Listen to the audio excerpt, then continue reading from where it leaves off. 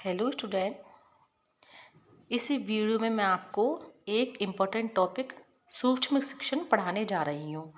ये बीएड के सभी विषयों के लिए समान रूप से बहुत ही महत्वपूर्ण है।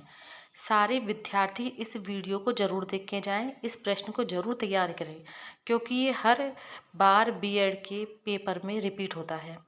ये आपको मुझे लगता है सभी शिक्षण के विषय हैं, सभी में आना चाहिए, सभी में नहीं किसी न किसी में तो आपको देखने को ज़रूर मिलेगा, तो आप इसे अच्छे से तैयार कर लीजिए। तो शुरू करते हैं हम सूक्ष्म शिक्षण। जैसा कि आपको वैसे ही पता लगा, सूक्ष्म यानी माइक्रो शिक्षण टीचिंग, यानी छोटे रूप में जो शिक्षण कार्य कराया जाए वही माइक्रो टीचिंग या सूक्ष्म शिक्षण है। एलन और रेन के अनुसार micro teaching is a scaled down teaching encounter is a term of class size and time. अर्थात सूक्ष्म शिक्षण एक छोटा और नियंत्रित शिक्षण अभ्यास है।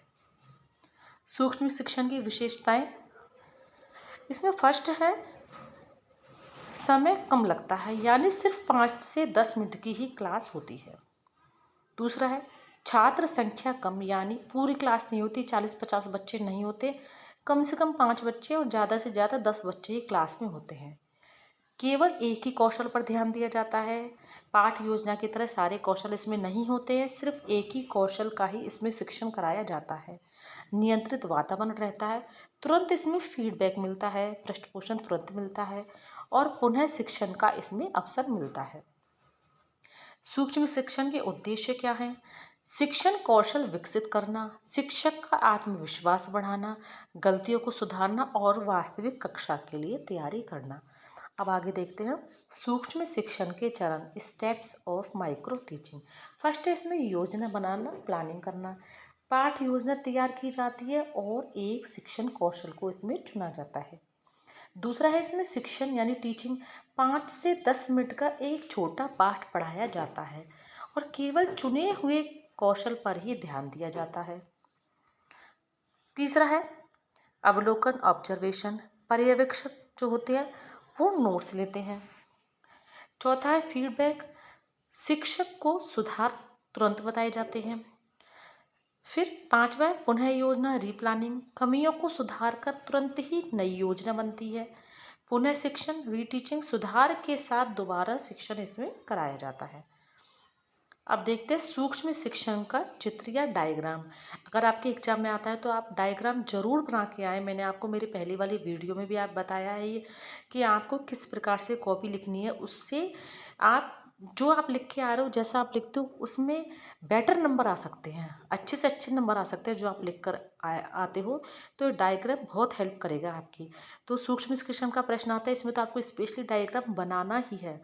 तो डायग्राम कैसे बनेगा? योजना यानी प्लानिंग, फिर इसके बाद है शिक्षण, टीचिंग, फिर अवलोकन, ऑब्जर्वेशन, फीडबैक, पुनः योजना, रीप्लानिंग, पुनः शिक्षण, रीटीचिंग। इसे माइक्रो टीचिंग साइकिल भी कहते हैं। अगर आपके एक छोटा क्वेश्चन आ जाता है माइक्रो टीचिंग साइकिल क्या है, तो आप ये लिख कर आ सकते हो। और अगर ये सूक्ष्म शिक्षण का पूरा प्रश्न आता है तो ये लॉन्ग क्वेश्चन में ही आएगा। फिर देखते हैं सूक्ष्म शिक्षण के प्रमुख कौशल कौन कौन से हैं। फर्स्ट है प्रश्न पूछने का कौशल, क्वेश्चनिंग स्किल। दूसरा है व्याख्या कौशल। तीसरा है उदाहरण देने का कौशल। चौथा है ब्लैक बोर्ड लेखन कौशल। पांचवा है पुनर्वलन कौशल और छठा है छात्र सहभागिता कौशल। सूक्ष्म शिक्षण के लाभ क्या क्या हैं? पहला है कि शिक्षक में आत्मविश्वास बढ़ता है। दूसरा, शिक्षण कौशल मजबूत होते हैं।